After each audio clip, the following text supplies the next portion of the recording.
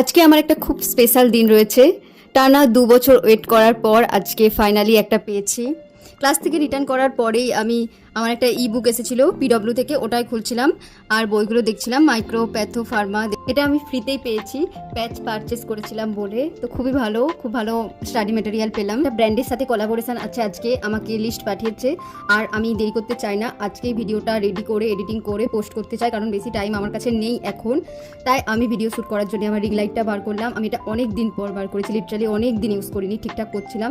তারপরে video shoot করলাম। Shoot করার পর সাথে সাথে আমি এডিটিংয়ে বসে গেলাম, কারণ আমার হাতে একটুও টাইম ছিল না।